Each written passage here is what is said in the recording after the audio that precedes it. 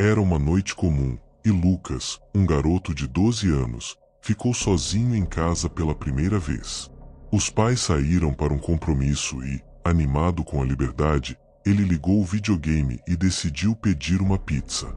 O jogo rolava solto na tela, enquanto ele aguardava ansiosamente o entregador.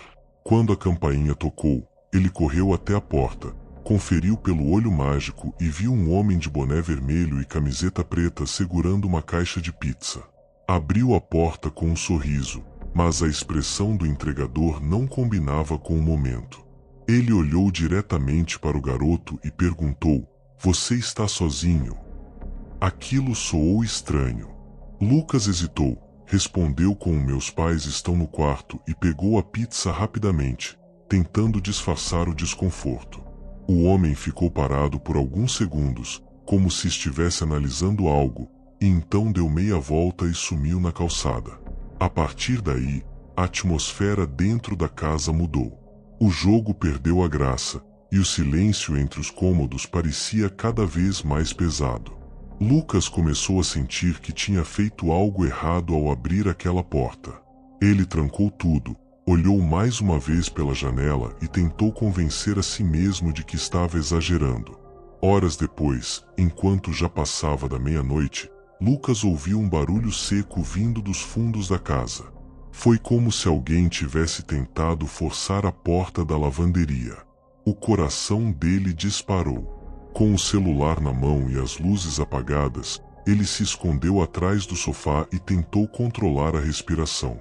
Os ruídos voltaram, dessa vez mais altos, e pareciam passos, lentos e firmes, cruzando o corredor.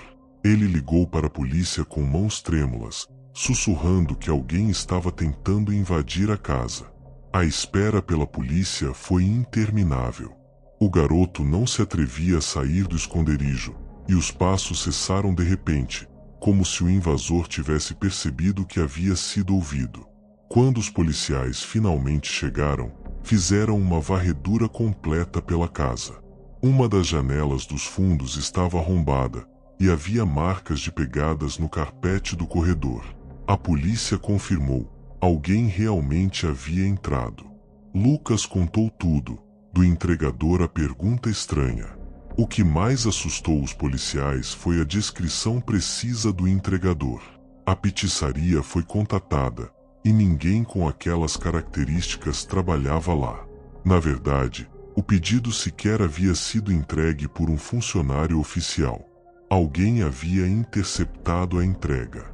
Um homem desconhecido se passou por entregador, tocou a campainha, fez uma pergunta suspeita e desapareceu, apenas para retornar horas depois tentando entrar na casa. Nos dias seguintes, Lucas entrou em um estado constante de alerta. Cada sombra parecia suspeita, cada ruído causava um sobressalto. A sensação de que ainda estava sendo observado o acompanhava, mesmo depois que seus pais instalaram câmeras e alarmes. Ele deixou de jogar videogame por um tempo. A diversão simples tinha sido manchada por aquele episódio. Nunca mais pediu comida sozinho. Nunca mais ficou sozinho em casa. O que começou como uma noite comum virou um trauma silencioso. Lucas, com seus 12 anos, havia experimentado o tipo de medo que molda a forma como se enxerga o mundo. A pergunta "você está sozinho?" nunca mais soaria da mesma forma.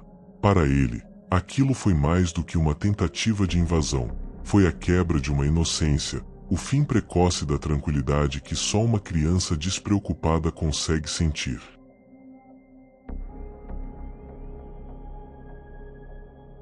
Mateus tinha apenas 9 anos quando começou a ouvir as vozes. Era uma casa antiga, com janelas que rangiam ao vento e um sótão onde ninguém subia havia anos. Os pais dele achavam que ele tinha imaginação fértil demais. Diziam: "É só o vento, filho. Você precisa parar de inventar."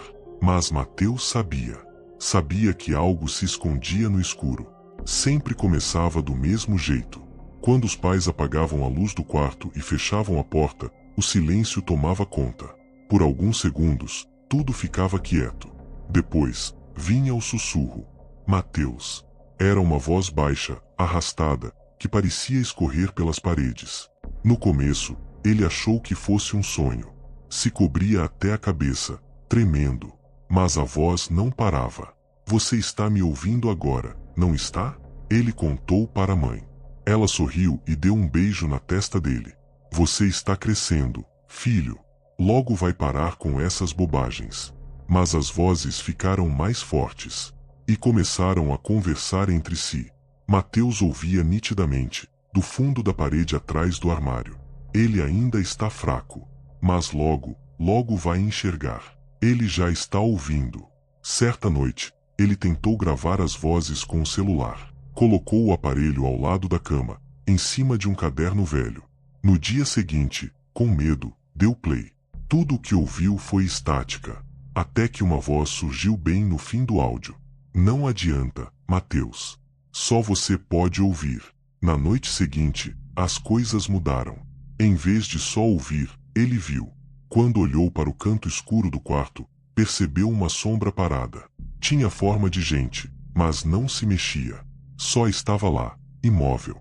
Quando piscou, a sombra desapareceu. Mas a voz ficou mais clara, mais próxima, quase no ouvido. Você me vê agora. Isso é bom. Está pronto. Pronto para quê? Mateus começou a ter pesadelos. Sonhava com olhos queimando dentro da parede, mãos saindo do chão, boca sem rosto sussurrando seu nome. Acordava gritando, suando frio. Os pais levaram-no ao médico, que disse que era só ansiedade noturna infantil. Mas naquela casa antiga, ansiosa era coisa que esperava no escuro. No último dia, os pais de Mateus acordaram com um silêncio estranho. Foram até o quarto dele. A cama estava vazia, a janela aberta. E no chão, um bilhete rabiscado com letras tremidas. Eu fui com eles. Finalmente me chamaram pelo nome verdadeiro. Vocês nunca entenderiam. Chamaram a polícia. Vasculharam a vizinhança. Buscas por dias. Nenhuma pista. Nenhum rastro. Só um detalhe chamou a atenção dos peritos. O papel do bilhete era a última página do velho caderno onde Mateus havia tentado gravar as vozes. E no verso do bilhete, alguém havia desenhado um símbolo que ninguém reconheceu. Um círculo de olhos, todos abertos, olhando para dentro. Os peritos guardaram o caderno. Nunca viram nada como aquilo. Os pais mudaram de casa. Nunca mais falaram sobre o filho. Mas, às vezes, quando a noite cai e o vento sopra pelas frestas, alguém jura ouvir uma voz vindo do sótão daquela casa antiga. Você também consegue ouvir, não consegue?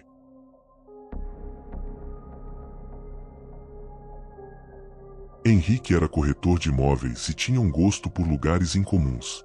Quanto mais antiga e esquecida fosse a casa, mais ele se interessava. Foi por isso que, em uma manhã nublada de terça-feira, ele decidiu visitar um imóvel indicado por um cliente antigo, um senhor de fala arrastada que apareceu no escritório sem marcar hora. O homem deixou um envelope amassado com apenas uma frase no bilhete. Procure esta casa, mas saiba que ela nem sempre quer ser encontrada. Henrique sorriu, achando que era só mais uma história esquisita. Dentro do envelope, havia um mapa desenhado à mão, com pontos de referência, uma estrada rural, uma árvore caída, um riacho seco e, no fim, uma casa sem nome. Ele conferiu o local no Google Maps. Nada. Nem uma sombra no satélite. Mas, curioso, foi mesmo assim. Depois de quase 2 horas dirigindo por uma estrada de terra, ele achou a árvore caída. Depois o riacho seco. E por fim, a casa. Era simples, de madeira escura, cercada por mato alto. Nenhum carro. Nenhum som. Mas lá estava ela. Henrique desceu do carro, pegou a prancheta e foi até a porta. Bateu. Nada. Empurrou. Estava aberta. O cheiro de mofo era forte. Tudo lá dentro parecia parado no tempo. Móveis antigos, um relógio de parede parado em 3 horas e 33, retratos com os rostos riscados. Ele entrou mais.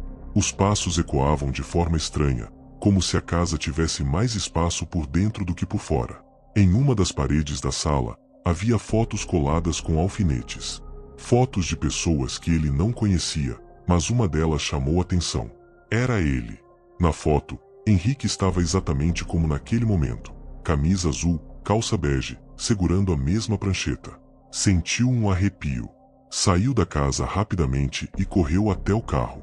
Mas o carro não estava mais lá. A estrada também não. Ele olhou ao redor. Só havia mato. E atrás dele, a casa.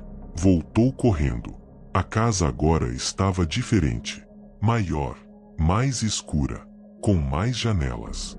Entrou outra vez, gritando por ajuda. Mas os cômodos estavam mudados. Como se a casa crescesse por dentro. Os retratos na parede agora tinham olhos que o seguiam. E os relógios marcavam todos 3h33.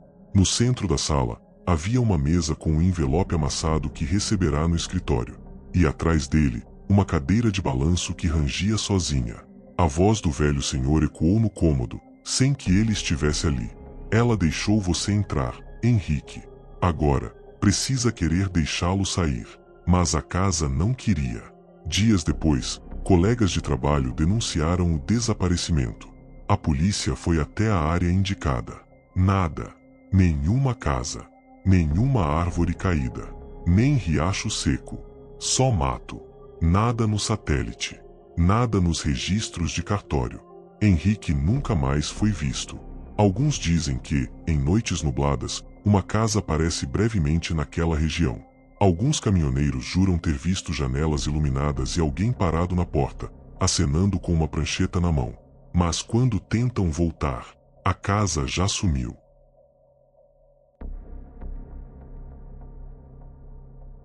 Dona Alzira era cuidadora de idosos e se mudou para uma antiga casa de repouso no interior, onde moraria no andar de cima. O lugar era calmo, afastado da cidade, perfeito para descanso. Mas logo na primeira noite, ouviu barulhos de passos correndo no corredor. Achou que algum idoso estivesse perdido, mas ao sair do quarto, não havia ninguém. Só um frio estranho no ar. Ela voltou a dormir.